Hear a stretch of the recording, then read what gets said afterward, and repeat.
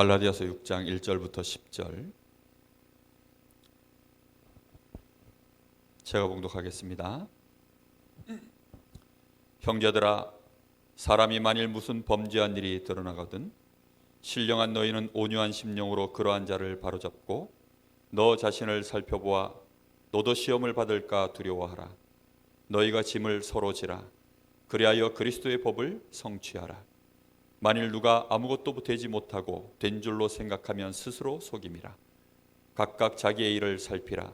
그리하면 자랑할 것이 자기에게는 있어도 남에게는 있지 아니하리니 각각 자기의 짐을 질 것이라. 가르침을 받는 자는 말씀을 가르치는 자와 모든 좋은 것을 함께하라. 스스로 속이지 말라. 하나님은 업신여김을 받지 아니하시나니 사람이 무엇으로 심든지 그대로 거두리라. 자기의 육체를 위하여 심는 자는 육체로부터 썩어질 것을 거두고 성령을 위하여 심는 자는 성령으로부터 영생을 거두리라.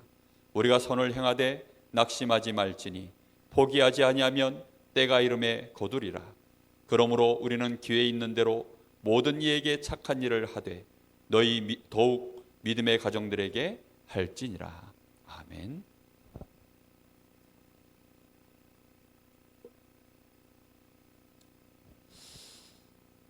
여러분, 갈라디아서는 별명이 있습니다. 속 로마서라고 합니다. 그러니까 로마서의 속편이다 이런 뜻이죠. 그런데 갈라디아서는 로마서와는 약간 결이 달라요. 로마서는 정말 이 복음에 대한 정확한 설명들, 그래서 복음으로 살도록, 믿음으로 살도록 그런 내용들을 굉장히 많이 얘기합니다. 그래서 그리스도 안에서 주시는 참된 해방, 그리스도 안에서 주시는 참된 축복, 그런 것들에 대한 얘기가 로마서의 주를 이룹니다. 그런데 갈라디아서는 똑같이 복음을 강조하는데 약간 이제 내용이 달라요. 뭐가 다르냐? 복음을 대적하는 자들이 교회 안에 있기 때문에 그들을 향하여서 강한 어조로 던지는 메시지입니다. 심지어 교회 안이 복음이 아닌 것으로 다른 복음으로, 말 그대로 다른 복음으로 교회 안이 물들어서 자꾸만 어려움이 오니까 거기에 대해서 강력한 어조로 메시지를 하다 보니까 말씀 자체가 조금 사납습니다. 그래서 지금 얼마나 지난지 모르겠는데요. 갈라디아서 하는 동안에 제가 이상하게 수요일만 되면 약간 마음이 전투적으로 바뀌더라고요. 이 복음이 부들부들 해야 되는데 왜 그런가 하고 오늘 가만히 살펴보니까 이 갈라디아서 자체가 그런 메시지예요. 여러분, 오늘 말씀 속에서 우리가 조금 진리의 싸움을 우리의 마음에서 제대로 하는 법을 먼저 아시고 제대로 진리 싸움할 수 있게 되기를 예수님의 이름으로 축복합니다. 자, 오늘 몇 절에 나옵니까? 7절입니다. 하나님은 업신여김을 받지 아니하시나니.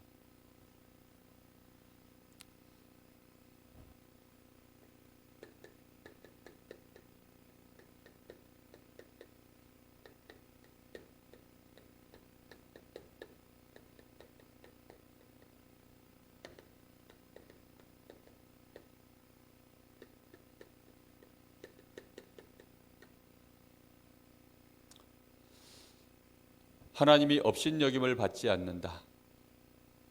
당연한 말이죠. 그렇죠? 하나님은 업신여김을 받지 않으시는 분이십니다. 감히 누가 하나님을 업신여길 수 있겠습니까? 그래서 실제로 하나님은 또 업신여김을 받고 가만히 계실 분이 절대 아니세요. 내가 힘이 있다. 그러면 누가 나를 업신여기면 가만히 있을까요? 대부분 사람들은 절대 가만히 있지 않습니다. 근데 하나님은 웬만한 일에는 가만히 계셔요. 근데 하나님이 가만히 계시지 않는 경우가 있습니다. 이제 그게 뭔지를 성도들이 정확하게 알아야 때를 써도 적당히 쓰고 잘못을 해도 적당히 잘못하고 이러지. 그 선을 넘어가 버리면 그때는 하나님이 절대 그냥 두지 않습니다. 오늘 말씀 속에서 잘 인도받기를 바랍니다. 먼저 우리는 좀 생각을 해야 됩니다. 다른 사람의 흐름 바꾸려고 하지 말고 자신의 흐름을 좀 바꾸셔야 됩니다. 자신의 생각의 흐름을 바꾸셔야 돼요. 왜입니까? 이 생각은 반드시 어디로 연결된다고요?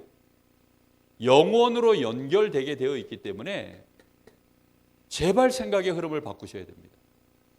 근데 이걸요 정말 못 바꿔요. 안 바꾸는 건지 못 바꾸는 건지. 정말 이게요 심각한 거거든요. 이게 영적인 우리가 생각 하나를 뭘 어떻게 흘러가느냐가 영혼하고 연결이 된다니까요. 이게 하나님께로 연결되든지 사단에게 연결되든지 반드시 그렇게 진행되어집니다. 여러분 혹시 미필적 고의라는 단어를 아세요? 법적인 단어입니다. 미필적 고의.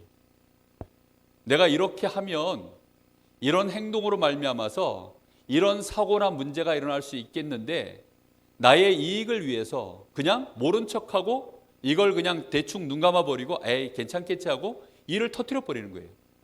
그러다가 옆에서 사고가 났을 때 그 사고 난 것에 대한 책임을 물을 때 법적인 용어로 미필적 고의라고 합니다.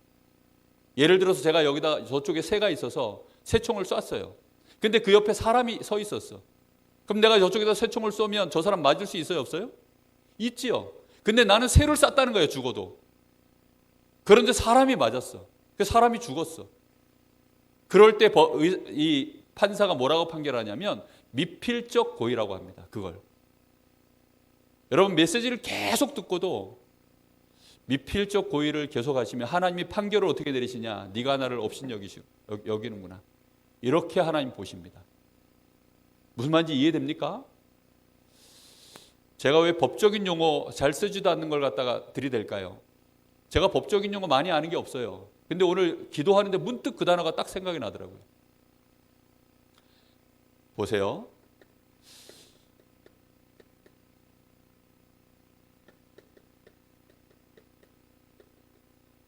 우리가 한번 생각에 살이 잡히면 꼬리를 무는 생각들이 있습니다. 그러니까 생각에 꼬리를 물어서 계속 가는 거죠. 말꼬리 잡는다고 보통 얘기하는데 이 꼬리를 무는 생각은 결국 어디로 가느냐? 계속되는 의심과 갈등 상태로 우리의 마음을 어지럽힙니다. 이렇게 되어지면 우리의 뇌가 어떻게 되죠? 머리가 점점 뒤죽박죽이 돼서 정리되지 않는 머리로 이렇게 가버려요. 이러면 우리의 영적인 상태가 어떻게 될까요? 절대로 이런 상태에서는 영적인 상태가 뭐가 안 되죠? 하나님께 집중이 절대 안 됩니다. 하나님께 집중이 안 되면 그의 영적인 상태는 어디로 연결되느냐? 흑암, 혼돈, 공허 100%입니다. 이거는 무조건 이렇게 연결되게 되어 있어요. 그럼 이런 상태에서 벌어지는 일들 어떻게 될까요? 이제 거기에서 나도 모르는 사이에 하나님을 업신여기게 되는 꼴이 벌어지는 것입니다. 오늘 그래서 말씀을 좀 잘 붙잡으셔야 됩니다. 우리가 언제 하나님을 업신여길까요? 오늘 뭐 여러 가지 얘기할 필요가 없습니다. 지금 교회 바깥의 불신자들은 하나님을 경외하지도 않고 하나님을 모르기 때문에 하나님은 그걸 미필적 고의로 보지 않으셔요. 미필적 고의 상태일 때가 하나님이 보실 때는 그게 업신여기는 거거든요. 다 아는데 이것들이 지금 나를 무시하는 겁니다. 하나님 계시는 거 뻔히 아는데 하나님을 무시하는 행동을 계속하는 경우들이 있어요. 그걸 여러분들이 잘 깨달으셔야 됩니다. 갈라디아서는 두 흐름이 계속 오죠. 율법 아래 있을 것이냐, 복음 아래, 믿음 아래 있을 것이냐. 그렇죠? 분명한 것은 하나님이 우리에게 지금 이걸 가지고 얘기하시는 겁니다. 자, 언제 주로 하나님을 업신여기는 경우가 드러나는가? 이거 지금 교회 안의 얘기입니다. 오늘 1절 말씀에 보니까 이렇게 나옵니다. 형제들아, 사람이 만일 무슨 범죄한 일이 드러나거든. 딱 요때입니다. 범죄한 일이 드러났을 때, 요때 이제 어떻게 이 일을 판단을 하고 여기에 대한 여러 가지 이제 결정을 해서 결국은 이걸 집행하느냐에 따라 이게 하나님을 업신여기는 꼴이 될 수도 있고 하나님을 경외하는 것이 될 수 있습니다. 근데 그게 우리 생각 속에서 먼저 진행된다니까요. 그래서 오늘 여러분들이 마음에 잘 붙잡으셔야 됩니다. 자, 범죄한 일이 있을 때, 이게 누구나 다 범죄하죠, 그렇죠? 근데 이게 이제 드러난 거예요. 근데 이 범죄한 일이라는 것은 막 일부러 고의적으로 악의적으로 막 전과 몇 범이 막 계속하는 이런 얘기가 아닙니다. 그러니까 자기도 모르게 그 불의에 휩쓸려 가지고 어쩌다 보니 그냥 자기도 모르게 범죄를 지어버린 그런 일들이 이제 드러난 걸 의미하는 약간 경미한 거예요. 이걸 다른 얘기로 하자면 뭐 여러 가지 갈등, 문제 이런 거 일어났을 때, 이제 이런 거 일어났을 때, 그럴 때 이제 사람들은 어떻게 이 일을 처리합니까?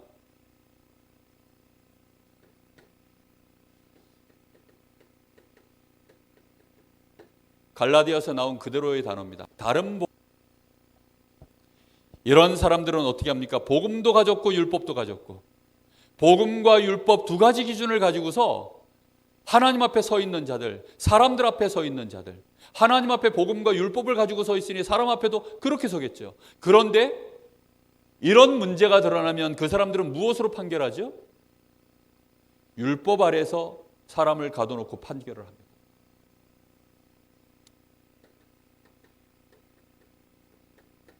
복음이 아니에요.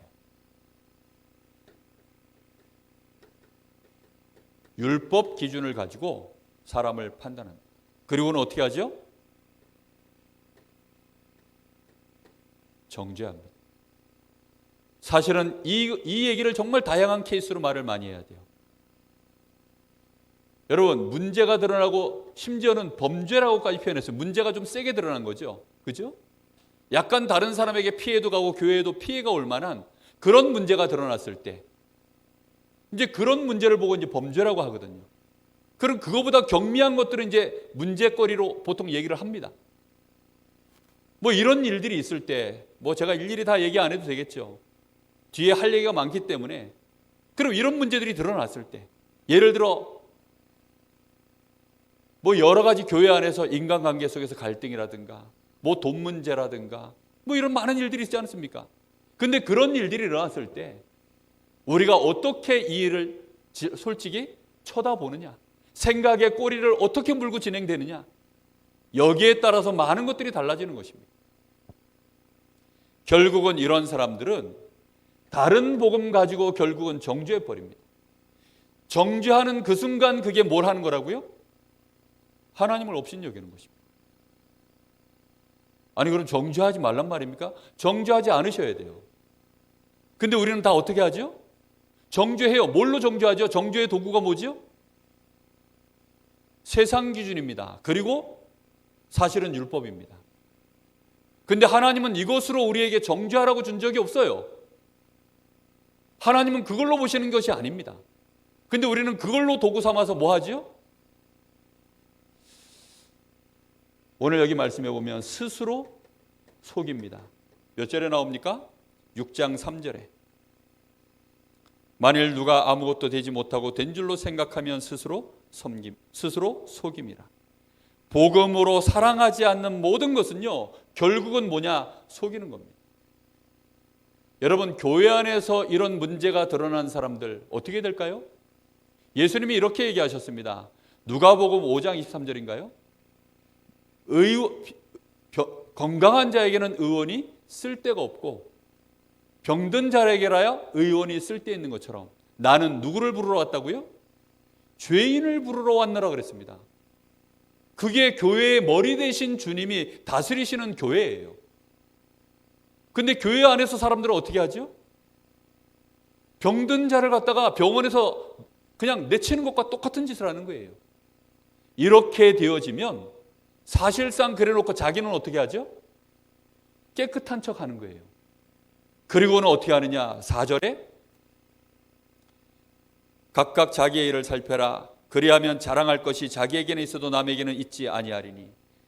자랑하는 이런 일들을 하지 못하게 됩니다. 무슨 말입니까? 자기를 깨끗하게 이 바리새인들처럼요, 외식을 딱 해서 더러운 자 드러나고 범죄한 자 드러나면 그 사람들 앞에 자기의 깨끗함을 자랑하려고 하는 그런 스스로 속임이 얼마나 교회 안에 많습니까? 그런 폼을 갖지 말라 이 말입니다. 그런 얼굴 표정과 그런 언행을 가지고 성도들을 힘들게 하지 말라 이 말입니다. 이 굉장히 중요한 말이에요. 지금 여기 이 메시지는 단순히 복음을 가지고 우리 자신이 지금 은혜를 받고 내가 의롭다, 내가 하나님의 자녀다, 나는 더 이상 정죄받을 것이 없다, 이런 수준을 넘어서서 이제는 믿음의 형제들에게 이렇게 하라는 것입니다. 만약에 그리 하지 아니하면 누구를 업신여기는 거라고요? 하나님을 업신여기는 거라니까요. 하나님이 지금 예수님이 직접 피 흘려서 값주고 산 속량한 하나님의 백성을, 하나님의 귀한 자녀를 이 사람이 그렇게 이런 경미한 범죄로 말미암아서 완전히 그 영혼을 죽여버리는 거예요. 그래서는 교회 안에서 치리해버리고 결국은 그를 갖다가 교회에 있을 수 없도록 내쳐버리고 이런 식이 돼버리면 하나님을 그것이 뭐 하는 거라고요? 업신여기는 것입니다. 하나님 업신여기고 살아남을 수 있습니까? 그건 불가능한 얘기입니다. 그런데 사람들은 하나님 업신여기는 것이 무엇인지에 대해서 너무 무식해요. 오직 복음 외에는 하나님이 기준을 두지 않았습니다. 그래서 오늘 여기 말씀에 뭐라고 얘기하냐면 그리스도의 법을 이루라. 그리스도의 법이 뭐지요? 오직 예수 그리스도를 믿음으로 하나님이 우리를 의롭다 하시고 우리의 모든 죄악을 용서하시고 저 지옥의 배경 저주 재앙에서 우리를 건져내시고 하나님의 자녀로 하나님의 나라를 유업으로 받을 자로 축복하신 그 법, 그게 그리스도의 법입니다. 여러분, 저 사람이 진실로 나는 예수님을 나의 구주로 영접합니다. 나에게는 그리스도가 필요합니다. 나는 그리스도 없이는 못 삽니다. 이렇게 고백한 믿음의 형제, 그 사람을 우리도 어떻게 해줘야 돼요? 용서해 주는 것입니다. 그 사람이 계속해서 그런 일들을 하면 어떻게 됩니까? 그 짐을 나눠줘야 돼요. 왜요? 혼자서 힘으로는 감당 못해서 계속 자빠지니까 그 짐을 어떻게 해야 돼요? 그 사람이 혼자서 감당할 수 있을 때까지 그 짐을 서로 져줘야 되는 거예요. 오늘 여기 말씀에 그대로 나옵니다. 그래서 첫째, 그리스도의 법을 이루는 일에 뭐 하라고 나오냐? 두려워하라 이렇게 나옵니다. 1절에 나오죠. 신령한 너희는 온유한 심령으로 그러한 자를 바로잡고 너 자신을 살펴보아 너도 시험을 받을까? 뭐 하라고요? 두려워하라. 너도 똑같은 시험을 받아서 이런 범죄를 할까? 뭐 하라고요? 두려워하라. 사실은 범죄하고 있는데 그 범죄함이 드러나서 너도 똑같은 일을 당할까 두려워하라 이런 뜻입니다. 무슨 말인지 이해됩니까? 정말로 우리 자신도요 연약하다라는 걸 알라 이 말입니다. 너나 나나 똑같다 이 말입니다. 드러난 사람은 드러났을 뿐, 감춰있는 자들은 아직 하나님이 잠깐 감춰놨을 뿐. 도찐 개찐 이해되셨죠? 50보 100보 똑같아요. 다 똑같다는 것입니다. 그래서 그런 것을 하나님이 완전히 너희들을 오픈시켜가지고 하나님의 보호해서 너희들이 오픈시켜서 하나님이 그걸 드러나게 버리면 너희들 어떻게 할 건데? 딱 그런 말씀입니다. 그러니까 하나님이 그렇게 하나님을 업신여기는 자에게 그렇게 해버리실까? 두려워하라 이 말입니다. 그러면 계속 그 사람이 그 범죄로 말미암아 무너지고 교회에 피해를 주고 그렇게 하도록 내버려야 됩니까? 아니죠. 어떻게 하면 되느냐? 6장 2절에 너희가 짐을 서로 지라. 그리하여 그리스도의 법을 이루라. 실제로 이 사람이 받은 그리스도 안에 있는 이 축복을 제대로 누릴 수 있도록 어떻게 해주라고요? 서로 짐을 지라는 것입니다. 내가 보기에는 별 짐이 아닌데 저 사람은 영적인 상태가 너무 황폐하고 무너져서 그 짐을 혼자 질 수가 없는 거예요. 그러니까 어떻게 해줘야 되죠? 힘 있는 자가 복음 안에서 그 사람을 정죄하는 것이 아닙니다. 그것도 못 지나. 보통 우리 그렇게 얘기합니다. 종교에서는 대부분 다 그렇게 얘기해요. 왜 네가 그랬냐? 뭐 유목사님 말 따나 물에 빠진 인간. 빨리 건져내가지고 탈탈 털어줘가지고 도와줘야 되는데 오른발부터 빠졌냐 왼발부터 이런 식으로 자꾸 따지는 거예요. 그런 게 아닙니다. 그 사람을 도와주고 이렇게 세워서는 넘어지지 않도록 어떻게 하라고요? 짐을 서로 나누어 줘주는 것입니다. 그게 아주 중요해요.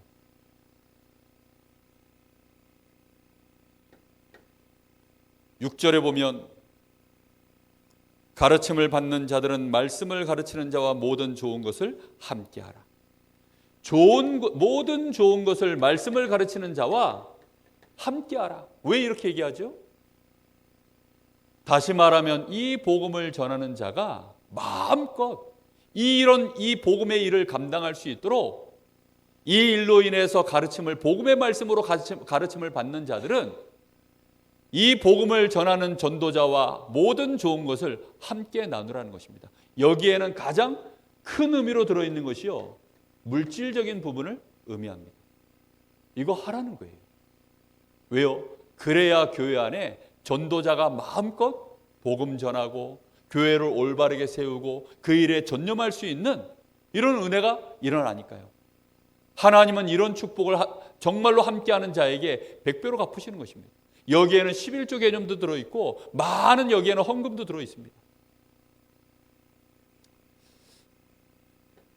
특히 제일 조심해야 될 거 7절입니다. 스스로 속이지 말라. 뭐 하지 말아야 된다고요? 스스로 속이지 마라. 이게 뭡니까? 외식하는 겁니다. 외식. 자기는 아닌 척. 여러분, 우리가 다른 사람을 향해서 정죄했던 말 중에 내가 하나라도 걸리지 않는 사람이 있습니까? 그런 사람은 단 한 사람도 없어요. 크든 작든 정도의 차이일 뿐이지 다 걸립니다. 그리고 혹시 지금 안 걸렸어도요, 오늘 내가 그렇게 정죄하잖아요? 그럼 내일 걸리게 하나님 만드십니다. 하나님은 반드시 그렇게 하셔요. 하나님이 드러나지 않게 하시고 계실 뿐이지 하나님이요 그렇게 해버리면 드러나게 만들어버려요. 그리고 그런 사건을 하나님이 일으켜버립니다. 하나님은 어떤 분이시느냐? 업신여김을 받지 않으셔요. 교회가 무너지는 이유는 업신여기기 때문입니다. 그래서 스스로 속이지 않게 하여 3절에 이렇게 나오죠. 아무것도 되지 못했는데 된 줄로 생각하면 스스로 속입니다.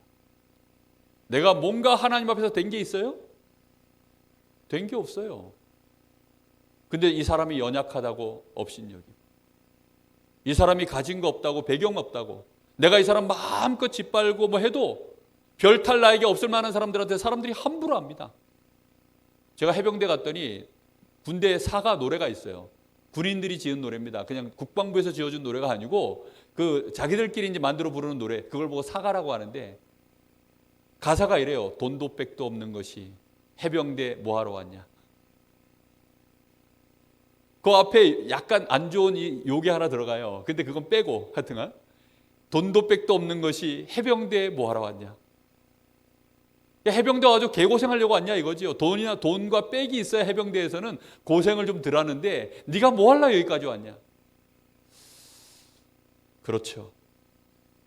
여러분, 정말 그 사람은 근데 우리가 몰라서 돈도 백도 없는 것이 아니라, 돈과 백이 없는 게 아니라 하나님이 그 사람의 백입니다.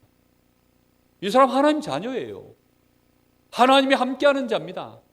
근데 그걸 모르고 우리는요, 자꾸만 힘이 없는 줄 알고 그 사람을 갖다가 업신여기고 나는 된 줄로 스스로 속이고, 그렇게 인생을 살아가는 사람 너무 많습니다. 4절에는 뭐라 그러느냐? 각각 자기 일을 살피라.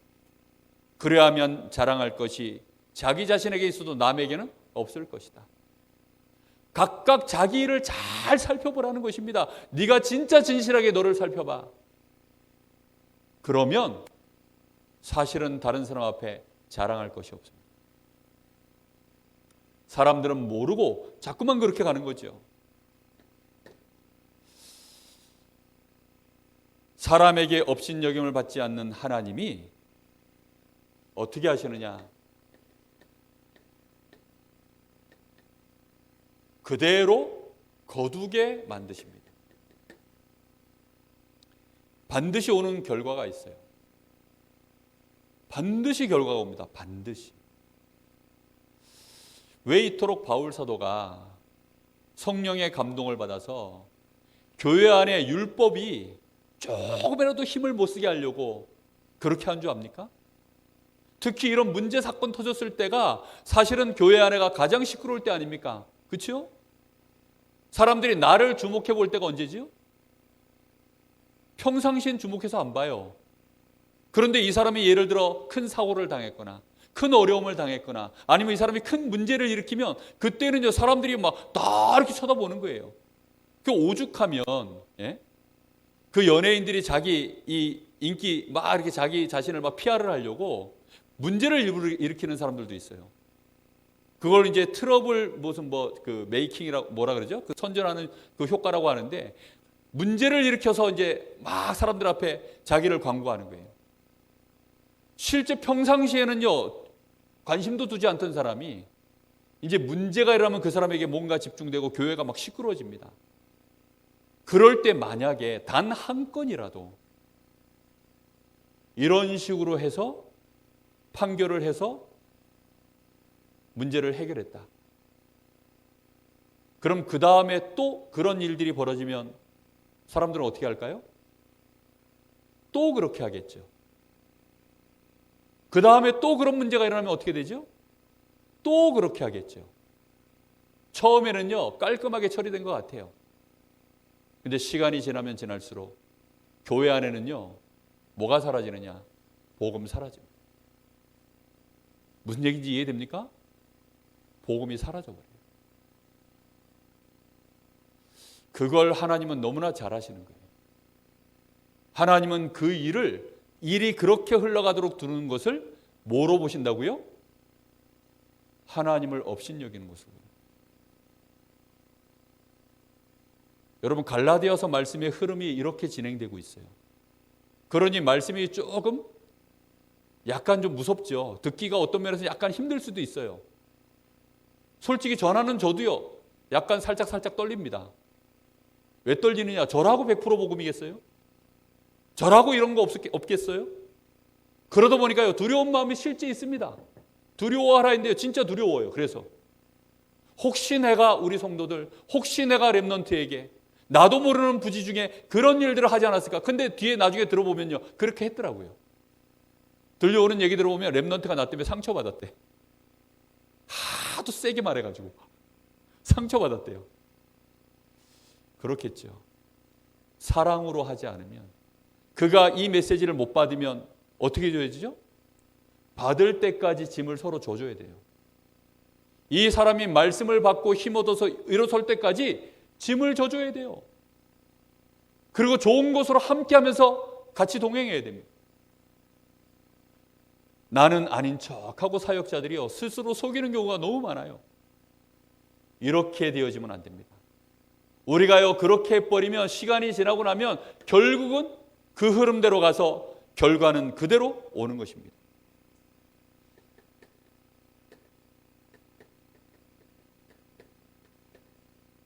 육체를 위하여 심으면 8절 말씀에 육체를 위하여 심는 자는 육체로부터 뭘 거둔다고요? 썩어질 것을 거둔다. 썩어질 것이 뭡니까? 지난주 말씀 나눴죠. 육신의 일은 분명하니. 그러면서 쭉 나눴던 메시지 있죠. 읽어드릴까요? 5장 19절입니다. 육체의 일은 분명하니 음행과 더러운 것과 호색과 우상 숭배와 주술과 원수 맺는 것과 분쟁과 시기와 분냄과 당짓는 것과 분열과 이단과 투기와 술 취함과 방탕함과 또 그와 같은 것들이라. 이것이 내 주변에 가득 열매로 그대로 결과가 나오면 어떻게 되죠? 살 수 있겠어요? 교회 안이 이렇게 되어 있으면 살 수 있겠습니까? 교회가 과연 교회입니까? 그럴 수가 없죠. 그게 집입니까? 가정이 될 수가 없습니다. 내가 살아가는 곳에 이런 것만 가득 있으면요 못 살아요. 그러니 정신 문제가 가득하고 우울증 계속 일어나고 사람들이 그 속에서 어떻게든지 또 살아남으려고 속고 속이고 막 빼앗고 짓밟고 별의별 술수와 난무들이요 막 가득하는 그런 세상으로 바뀌는 거예요. 하나님이 그렇게 해버리는 것입니다. 그대로 거두도록.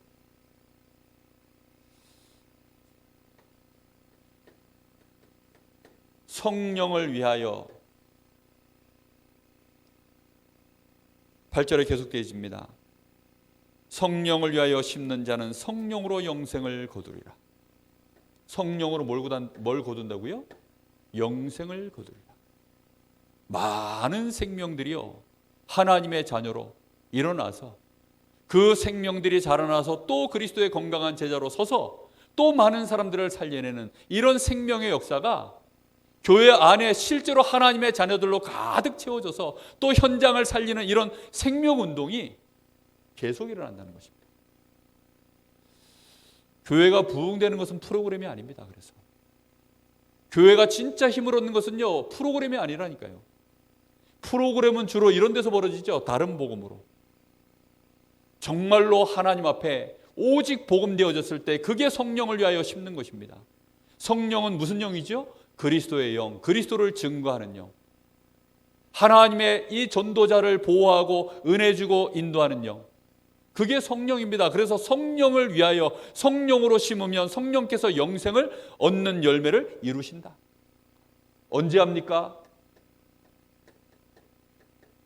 당장은 아닌 것처럼 보입니다. 그런데 시간이 흐르면 때가 이름에 하나님은 정확하게 하십니다. 때가 이르러요. 9절이죠. 우리가 선을 행하되 낙심하지 말지니 포기하지 아니하면 때가 이름에 거두리라. 뭐 하지 않으면 되느냐? 낙심하지 않으면 됩니다. 뭐 하지 않으면 됩니까? 포기하지 않으면 돼요. 예전에 성진우라는 가수가 불렀던 노래입니다. 포기하지 마. 포기하지 말래요. 아니, 불신자도 복음 모르는 사람이 해보자 이거죠. 포기하지 말래요. 그러면 하나님이요, 경외를 받습니다. 이 복음 때문에 목숨 거는 자 나오면 모든 사람이 다른 말을 하고 다른 복음 가지고 막 여러 가지 막 문제를 일으키고 육체를 위하여만 오직 뛰는데, 포기하지 않으면 하나님은 반드시 열매를 거두게 하십니다.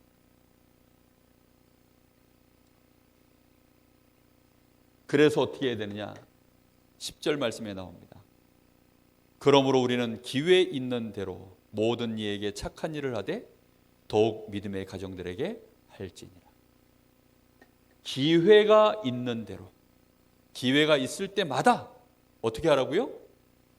복음으로 하라는 것입니다. 착한 일을 하되, 착한 일이 뭡니까? 복음으로 행하는 것입니다. 복음 안에서 주시는 그 사랑으로 말미암아 하는 것입니다. 그게 착한 일이에요. 그런 일을 언제요? 기회가 있을 때마다. 어떤 기회일까요? 목사님이 말씀을 이번 주에 너무 은혜롭게 전했어. 기회는 이때다 하고 목사님에게 뭔가 그건 누구나 다 해요. 그런 기회를 말하는 것이 아닙니다. 어떤 기회를 지금 말하는 거예요? 연약한 자가 자빠졌을 때 그를 위하여 짐을 서로 나눠주고 복음으로 그를 위로하고, 그게 착한 일입니다. 문제인 자 나왔을 때 그를 위하여 내가 그 짐을 서로 지고, 혹시 나도 저 사람처럼 저래 될까 두려워하여서 그리스도의 법을 이루는 일에 그걸로 기회를 삼는, 그렇게 하는 것이 착한 일입니다. 기회 있을 때마다 모든 사람에게 이렇게 착한 일을 하라는 거예요. 근데 우리는 나의 연약함을 착 감추고 있고 나의 약점 착 감추고 있고, 그러다가 뭔가 파워게임에 뭔가 내가 영향력을 더 발휘하고 교회 안에 내가 뭔가 입김을 더 발휘하고 이렇게 하려고 기회를 포착하고 있다가 드디어 저 사람의 약점 드러났을 때 어떻게 하죠? 때는 이때다 하고요, 그 사람을 밟아버립니다. 그렇게 해서는 어떻게 하죠? 자기가 그 위로 올라서려고 하는 거예요. 세상과 똑같이 교회가 돌아가면 누굴 업신여기는 거라고요? 하나님 업신여기는 거예요. 그래서 복음이 희미하거나 복음이 없거나 아예 다른 복음이면 하나님이 교회를 없애버리세요. 제가 이번 주에 나온 지 알고 보니까 꽤 오래된 영상인데, 기독교 단체 어디인지 모르겠어요. 근데 하여튼간 그 방송 그 팀이 그 단체 이름이 뭔지 모르겠는데 거기서 다큐멘터리 하나 만들었습니다. 교회를 떠나는 청소년들을 일일이 찾아가서 면담을 다 한 거예요. 그리고 그거를 이제 다큐멘터리를 만들었는데 제목이 뭐냐면 안녕히 계세요 하나님이에요. 저도 하나님 앞에 안녕히 계세요 할 뻔했거든요. 실제로 저도 하나님께 안녕히 계세요 마음으로는 그렇게 했었어요. 근데 그 아이들 얘기를 쭉 들어보니까 애들은 이제 마음 편안하게 얘기하라고 뭐 토끼 탈도 씌우고 뭐 곰인형 탈도 씌우고 해서 애들을 얼굴 다 가려놓고 이제 애들이 편안하게 다 얘기를 하는데 얘기가 주로 뭐냐? 교회가 사랑이 없대요. 교회가 진짜 자기가 힘들고 어려울 때 오히려 자기를 힘들게 하더래. 또 심지어는 교회 목사님이 왜 말씀 얘기를 안 해주시고 교회에서 뭐 자꾸 정치 얘기 그런 얘기를 하냐. 설교할 때 그런 얘기를 한다는 거예요. 뭐 자기는 막 어떻게 하든지 하나님을 떠나고 싶지 않은데 교회에 계속 있으니까 교회가 너무 막 율법으로 막 이상하게 율법도 아닌 막 너무 이상하게 가니까 하나님이 싫어질까 봐 진짜 하나님이 싫어져서 하나님을 정말로 떠날까 봐 교회를 떠납니다. 이렇게 얘기하더라고요. 야, 저는 그 얘기 듣는데요. 정말 마음 아프더라고요. 혹시 그거 한번 볼 게 있으면 보세요. 유튜브에 떠 있으니까요. 안녕히 계세요 하나님이에요. 제목이. 그거 보고 있다 보니까 마음이 너무 아프더라고요. 한국 교회가 점점점 교회가 무너지고 있습니다. 근데 이 영상을 제작하기 위해서요. 그 PD가 실제로 이제 교회에 뭐 많은 큰 개혁교회 목사님들 찾아가고 사역자들 찾아갔는데 다들 이런 종류의 다큐멘터리는 찍는 것 자체가 어렵다 불가능하다 다 그러더래요. 실제로 그러니까 모르는 거죠. 근데 실제로 이 일을 진행해 보니까요. 자기를 오픈하고 자기 얘기를 들어주고 말해주고 싶어하는 그런 청소년들이 그렇게 많더랍니다. 모르는 거죠. 사람들이. 그러니까 전혀 모르는 거예요. 지금 애들이라고 모를 것 같습니까? 다 알아요. 애들도 교회가 지금 어떻게 흘러가고 있는지 다 알고 있습니다. 교회가 한마디로 얘기하면 하나님을 경외하지 않는다는 거죠. 하나님이 없다는 거죠. 교회 안에. 그러니까 하나님 없는 교회는 나는 더 이상 안 있겠다는 겁니다.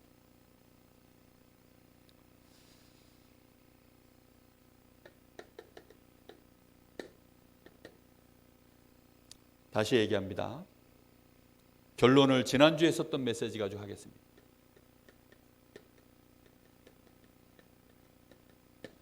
여러분, 신앙의 답보 상태를 벗어나셔야 돼요. 답보 상태라는 단어가 많이 안 쓰는 단어니까 잘 모를 수 있습니다. 제자리가 어리바라는 뜻이에요. 같은 자리를 계속 밟고 있다는 뜻입니다. 딴 사람들은 앞으로 가고 있는데 시대는 앞으로 가고 있는데 나만 가만히 있으면 어떻게 되는 거죠? 뒤처지는 거죠. 다시 말하면 5장 17절 말씀처럼 뭘 결국은 답보하는 겁니까? 우리의 생각 자체가 답보 상태에 있는 거예요. 이걸 안 바꾸는 겁니다. 말씀을 그렇게 듣는데도 안 바꿔요. 오늘 여러분 정말 끝판왕입니다. 오늘 이 메시지는 진짜 제목이 끝판왕 아닙니까 이거? 내가 생각을 이 답보 상태 계속 있으면 하나님을 어떻게 하는 거예요 지금? 하나님하고 맞짱 뜨자는 거 아닙니까 지금? 예? 이래 두면 이제 큰일 나는 거예요.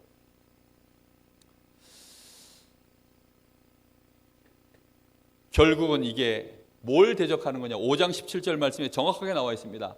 성령의 육체의 소욕은 뭘 거스른다고요? 성령을 거스른다고. 성령을 거스르는 생각 계속 해보세요. 어떻게 됩니까? 그 얘기 지금 쭉 가다가 이제 범죄한 일이 드러나거든. 이 얘기를 한 거예요, 지금. 성령을 거스르지 않기를 예수님의 이름으로 축복합니다. 성령 거스린다는 말이 딴 말로 얘기해요. 하나님을 업신여기는 것. 근데 하나님이 업신여김을 당하시는 분입니까? 하나님은 업신여김을 당하지 아니하시나니 그러면 하나님은 어떻게 하시죠? 이제 반드시 그 열매를 거두게 만드세요.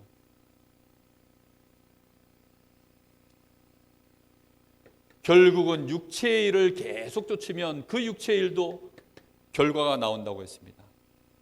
하나님을 계속 대적할 수밖에 없는 열매들이 계속 나오는 거예요. 아까 읽어드렸죠. 그래서 음행, 더러운 거, 우상숭배, 주술, 원수 맺는 거, 뭐 당 짓는 거, 이런 일들이 계속 이제 진행돼 가는 거예요. 우리는 반드시 그래서 성령의 열매를 맺어야 합니다. 성령의 열매를 맺으셔야 돼요. 사랑하지 못하는 사람이 있습니까? 복음 안에서 내가 계속 집중하고 복음으로 모든 걸 보면 결국은 사랑할 수밖에 없게 돼요. 사랑 못하는 내가 나쁜 놈이지 저 사람이 나쁜 사람이 아니에요. 무슨 얘기인지 이해됐습니까? 근데 우리는 거꾸로 얘기한다니까요. 저 인간이 나빠서 내가 지금 사랑 못한다는 거예요. 내가 저 사람을 미워하는 것은 그래서 맞다는 거예요. 그거는 세상 기준이라니까요. 세상 계산법이에요. 하나님 기준은 그렇게 돼 있지 않아요. 하나님이 만약에 그렇게 따지시면 나부터 구원을 못 받는다니까요. 여러분 구원 받을 수 있습니까? 나부터 구원을 못 받아요. 성령의 열매를 맺는 첫 번째가 그래서 사랑이에요.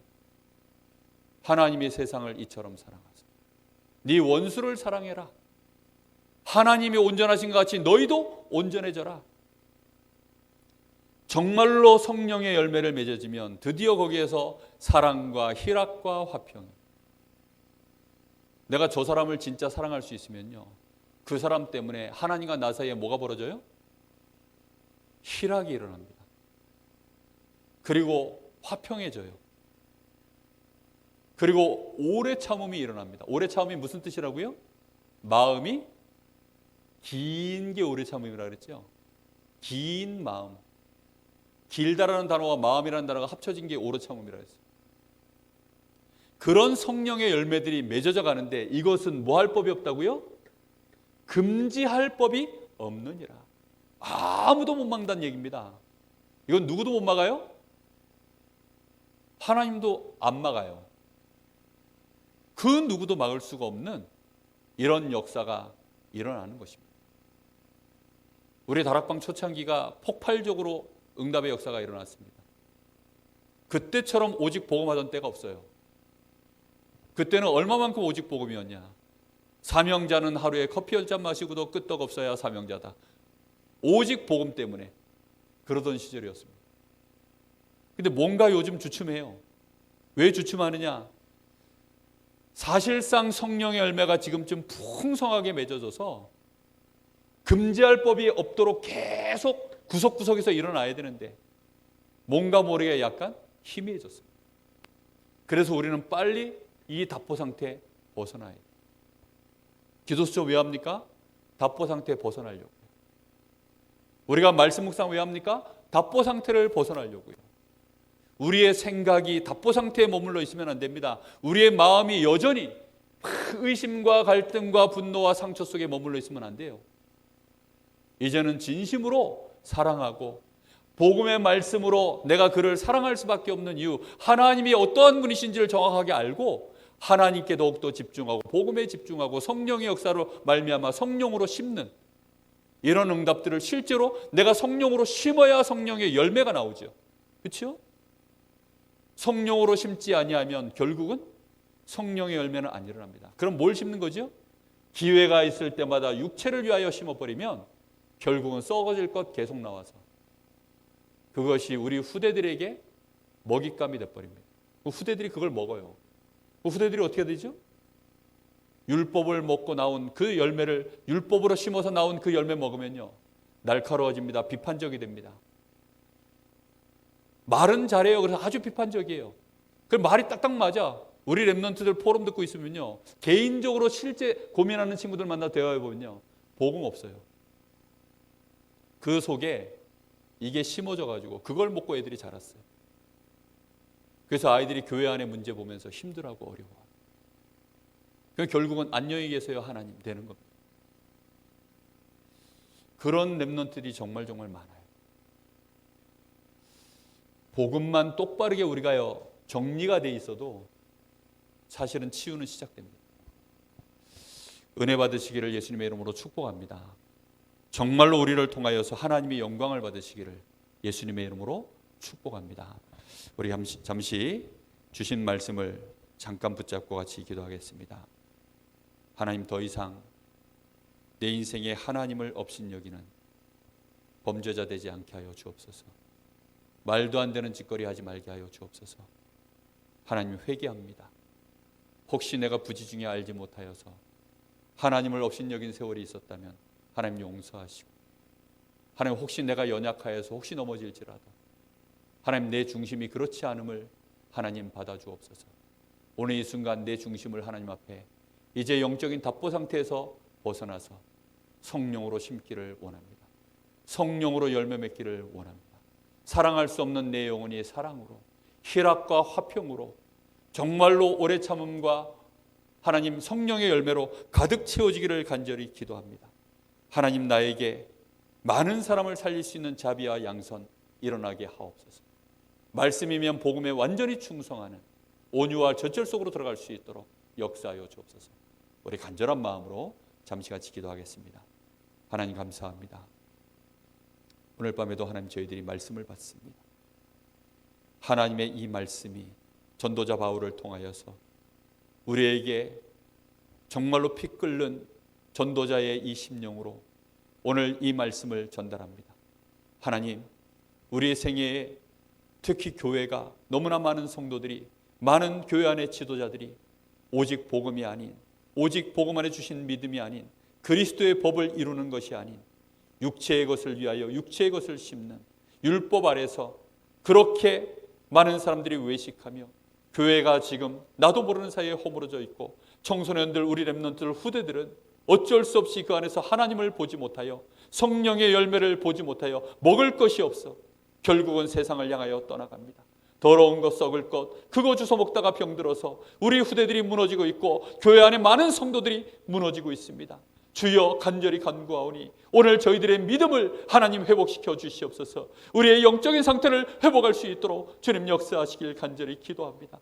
하나님, 오늘 저희들에게 신령한 것을 심을 수 있도록 은혜를 부어 주옵소서. 하나님, 오직 복음만이 우리에게 주시는 완전한 신령한 음료요, 하나님이 우리에게 주신 영원한 마르지 않는 생수이오니 하나님 복음만으로 모든 것을 이제는 감당할 수 있도록 하나님 저희들에게 은혜를 주시길 간절히 기도합니다. 하나님, 하나님을 참으로 경외하는 자, 오직 복음으로 저희들이 세움받기를 원합니다. 복음으로 모든 사람을 살리기를 원합니다. 우리의 짐을 서로 지기를 소원합니다. 나 자신을 정확하게 다시 살펴볼 수 있기를 원합니다. 스스로 속이지 않게 하시고 진실로 하나님 앞에서 이제는 그 열매가 일어날 때까지, 하나님이 그대로 거두실 때까지, 때가 이를 때까지 낙심하지도 말게 하시고 포기하지도 말게 하시고 기회가 있는 대로 이 복음 가지고 모든 사람을 살리는 착한 일을 감당할 수 있도록 주님 은혜를 부어 주시옵소서. 성령의 열매가 우리의 삶에, 우리의 모든 형제들에게 맺혀지기를 원합니다. 우리 교회 안에 사랑의 열매가, 성령의 열매가 가득 채워지기를 원합니다. 그래서 성령의 열매를 먹고 우리 후대들이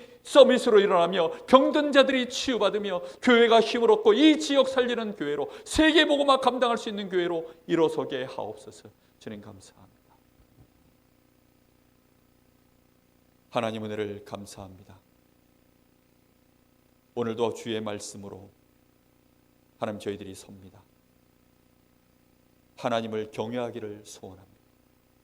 하나님을 진정으로 찬양하기를 원합니다. 성령으로 모든 것을 이제는 행하게 하시고 성령으로 심어서 성령의 열매를 거두는 증인 되게 하옵소서. 아무도 막을 길이 없는, 금지할 법이 없는 이 사랑의 법으로, 그리스도의 법으로 우리의 생애가 인도받게 하옵소서.